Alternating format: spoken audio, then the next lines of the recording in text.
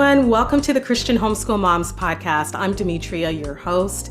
And today I thought I would try to do something a little bit different for this episode because I wanted to combine my YouTube with my audio podcast. So if you're on YouTube right now, I invite you to subscribe to my Christian Homeschool Moms Podcast over in Apple Podcasts. If you're listening in Apple Podcasts, I invite you to head over to Mom Zest on YouTube, and I'll leave links in show notes and links in the videos as well to both so I can cross promote both of them.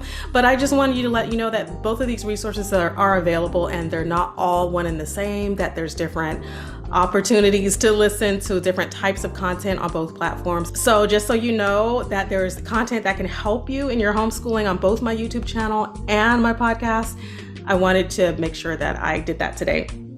And I just wanted to try this way of podcasting again. I used to do it this way once in a while and just thought I would try again.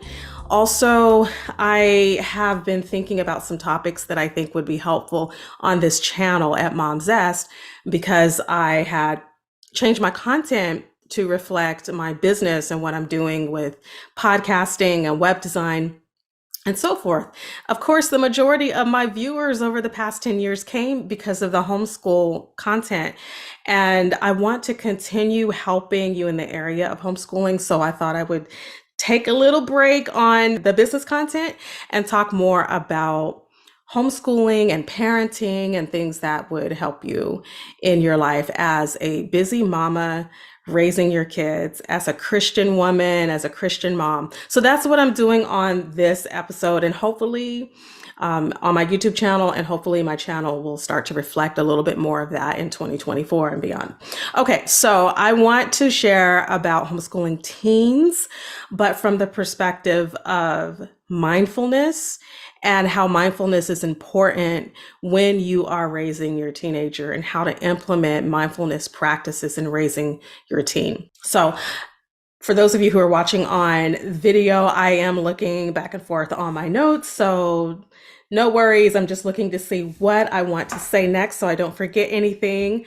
And the first thing I want to share is how important it is to have open dialogue between you and your teen. So if you're raising a child that has now entered their teen years, 13 through 18, they are on a whole different path than they were when they were littles, and life is different with them. Raising them is a whole different dynamic. And so we really have to, as parents, be mindful of how they're feeling and help them navigate the world, as they are figuring things out. And so one of the things I've learned as I've raised my now 21-year-old and now 16-year-old is that having open communication with them as they've gotten older has been so important for us. And I haven't been always that great at it, especially with my oldest, because they say your oldest are your guinea pigs in some ways. You are trying out different things with them and we just don't know. And so you try and you live and you learn. So what I've learned with her is how to open the dialogue and how to have a communication where I'm not pointing fingers or doing anything to help to make her feel intimidated. So learning to give my kids a safe space to express themselves is something that I had to learn, because growing up, we don't always have those experiences, or some of us do, some of us don't, right? But learning how to have effective communication with your teen is so important, so they can come to you with anything. You want your child to be able to feel like they can come to you and talk to you about anything, ask you any questions, and even let you know what's happening in their world without feeling ashamed of themselves, that they can come to mom, come to dad. So have that open dialogue for them. That's my first thing as far as mindfulness. As parents, we have to be mindful when we're parenting our kids, but we want to help them in their mindfulness practices too. So we're going to get to that in just a moment. The next thing is to establish consistent routines. So our teens are learning how to develop routines. They're learning how to do life, right? As a teen, they're in that in-between stage. They're not quite adults yet. So they're learning how to develop routines that are going to help them with their everyday life stuff, right? So education, like the stuff they're doing in school, routines that help them with their wellness, like they need to know things that they just don't know, and we have to help them to know that, to learn it and know it. So we, as moms and dads, we have to help them be consistent with their routine. So as a homeschool mom, I think one thing that can help with mental wellness is to show them how to work and play. So giving them the idea of structuring their life in such a way they have balance, right? They work and then they play. They take breaks. So they're not 100% all in academic and that's all they do, or they're not all about sports, or they're not all about loafing around the house. There has to be some balance of how they're approaching their life and taking ownership of their schedule. So teaching them that to be mindful of their day means they're going to have a space of time where they're working, and they're working really hard and consistent. Then they're going to have a time in their day where they take breaks. And lastly, they're going to play, right? So that as a teenager could mean that they're on their Xbox, or they're playing with a friend, going to a friend's house, just a lot of things that they do for fun, but that's their playtime. But that playtime is not all the time just because they're homeschooling. So the structure, and that's teaching them how to be mindful. Actually, as adults, a lot of us are still learning how to be mindful of our own space, right? We are still learning how to take care of ourselves. Some of us have never learned how to properly care for ourselves. And so we go into adulthood thinking that it's all work, work, work, work, work, right? And a lot of us jump into the world of finding jobs and careers and thinking that that is the way that life goes in order to keep the food on the table and the bills paid. And so we get out of balance, and it's easy to get out of balance in our fast-paced world. And so what we want to do with our kids is teach them how to have balance. But first, we have to find that too, right? We have to be practicing mindfulness and self-care for ourselves as women. So if you are a mom who works, and I'm saying this in as well as, integrating homeschooling, because some of us who homeschool work as well. You can do both. So even if you work outside the home, you work inside the home. So however you consider your lifestyle, we are all working in some capacity. Every woman works, everybody works, right? And it's just how you look at your work. And we have to find balance in our work so that we're taking care of ourselves. So recently, I personally had made a life change where I've had to make some decisions to focus on my health. That was work that I was committing to outside of my home life. I have work at home as well. And I also have work in my business that I've been building for a while. So there's all areas of work that I've really been involved in. And you can't do it all. So you have to take care of yourself. And one of the things that we teach our children as they're watching us, as they're growing up, is how to find balance, whatever that means for you, whatever, even if there's such a thing as balance, we really don't know, but how to be mindful is what I want to reiterate here, is how to find our piece of mindfulness in our life. Our kids need to see that. They need to see those examples of us taking care of ourselves, and therefore they're going to feel a lot more compelled to take care of themselves as well, as they're watching mom do it and watching dad do it. So when we burn ourselves out, we're giving a bad example to our kids that, this is what we do in life to make things work. We have to annihilate ourselves. We have to really just put ourselves on the back burner and not give ourselves the space in the room we need to breathe. Because we need oxygen, and our kids need to see that we're taking that oxygen for ourselves. Teenagers have a lot of unique challenges, okay? So they have academic pressures, they have social pressures, they have social media pressures. Sometimes that can lead into some negative and toxic behavior or things that they're experiencing online, like cyberbullying, unfortunately. And they might even have some really high parental expectations. And that's why it's important as a mom that we know how to address our kids in a way that helps them to feel open with sharing with us and feel safe, right?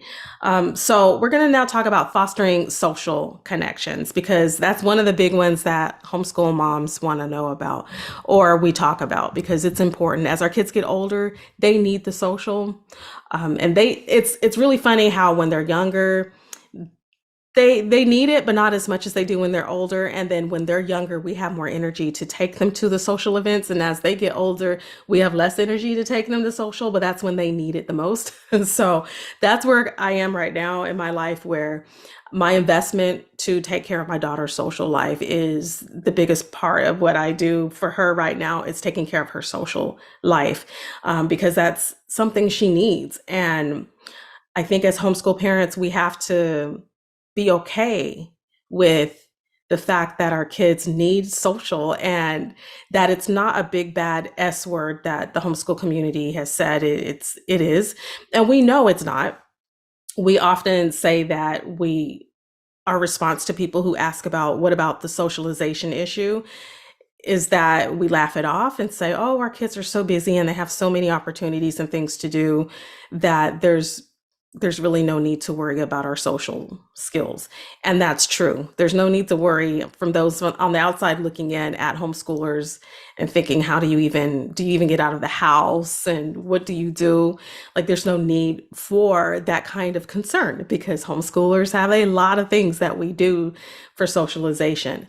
But I don't want to trivialize the social part because I realize that there are many families who may live remotely and may not have access to resources that are local. And so for that, I want to say that there are other ways to garner that social interaction that your kids need. You can get a hold of that through homeschool co-ops that may meet virtually. And it's the next best thing, right? If you can't find something local, you can find something virtual. And there are virtual homeschool pods and homeschool groups. Now, we live in an area where there's a lot of things happening for homeschoolers, and I don't have to worry that my daughter won't have anything to do. However, one of the things that was important to us when she was younger, like maybe 14, 13, 14, 15, she was enrolled in an online school, and it was important that we had to find that extra social for her because that's not happening at her online school. So we got her really plugged into our church youth group, and that was the thing that it was the icing on the cake for her. And we're really blessed to be part of a church that offers so many events and activities for the youth. But we also have found most recently, and if you've been listening to my last couple of episodes, that she's really been finding her groove and finding her tribe of friends at school as she's been going to school part-time. So I talked about like some of the reasons why we chose part-time school for her and what that means and what it's about in previous episodes of the Christian Homeschool Moms Podcast. So if you're watching on YouTube, you can go back and see some of the archives of what we're doing with that. But that's how we find our social connections. But I'm just saying, if you don't have something like that, then find an online group and a virtual pod or create your own. And so we're going to have a guest in a couple of weeks that will be sharing some information about that with us. And I cannot wait to share her with you guys. I'm so excited. And that will be coming up really soon. And I'll be sure to post that interview on the YouTube channel. But one more thing about social, extracurriculars are always a great way to get your kids involved who don't have the social. So for us, it was ballet when she was back in doing her online school with Connections. And it could be anything that your kids are interested in, get them involved. There's sure to be some community events that you can have your kids involved in where maybe some other homeschoolers attend as well, just because that's kind of a meetup spot for homeschoolers. So ask around, see what homeschool groups are available in your area. If you have to travel once or twice a month to get to them, it's worth it, just so you can provide that social for your kids. And lastly, I want to talk about addressing anxiety and stress in our homeschoolers. So for our teenagers, like I said earlier, they can have social anxiety a lot more easily than we can. And sometimes they won't even talk to us about it. And sometimes they may be going through things online that we don't know about. And there could be cyberbullying we don't know about. That's why it's important as parents that we take extra precautions to see what's happening on their end, check their phones, check their accounts, have their usernames and passwords to their account so we know what's going on with them, and just try to stay aware. Try to be in the know and establish those boundaries in the beginning that, hey, we're going to give you this phone, but it's to be used in a certain way. And we have access to everything you do. So, there's no secrets and no hiding. And that's one of the things that my husband and I really made clear to our daughter before we handed a phone over to her. So, anxiety and stress, how to address that. There are a couple of things you can do. And as a Christian homeschool mama, of course, I'm going to recommend prayer as the first thing. We want to pray for our kids. They need to hear us praying for them. That auditory hearing mom and dad pray over them is healing to their spirit. Whether you realize it or not, it is helping them so much. So anytime you pray for them and they hear you pray for them, just know that you are doing your child a really big favor. And they need to hear it. They need to hear mom and dad say, you're so important that I'm going to sit here and we're going to pray for you right now, like in the moment, not when I'm in my private space tonight, later on, when I have time, but right now because you're important. And so I think it's a good way to show your child how special they are to not only mom and dad, but to God, that in the moment, in the here and in the now, that their feelings are important and God understands them and wants to help them. So stress management, besides prayer, I think it's really important to show them ways to deal with their stress. And one way could be through journaling. And if you are a journaling kind of person, then that's probably going to be super easy for you to teach your child how to do journaling. If you are not a journaling person, then just introduce it to them and show them, like, here's some tools that you can use. Here's a journal. Here's some markers and cool pens and stickers or whatever you want to give them, and say, hey, go for it. Here's a diary. Start writing. And if they're afraid to write in it, then just maybe share with them some ways they can do that online and have it password protected. But they need a space where they can write their thoughts and not feel like those thoughts are going to be exposed. They need a safe space to pour out their thoughts so that they can sort out their mixed emotions as teens, and it helps to reduce their stress and anxiety. And another thing is therapy. And I always say that, like, even when you've prayed and they've journaled and they've gone on their walks and they've taken some nice deep breaths and all that, it's good for them. But it's okay if they need to see a therapist. And I think the stigma that Christians have over therapy has been a long time coming to an end. And we need to recognize the importance of being able to share our thoughts and have someone guide us through what we're thinking. And if you feel more comfortable with a Christian therapist or something more faith-based, then that's, something you can decide for your family. But therapy is perfectly fine. And that could also mean getting Christian counseling at your church. But a lot of the time, it's just having someone who is a third party outside of the intermediate family that would be willing to talk with your child.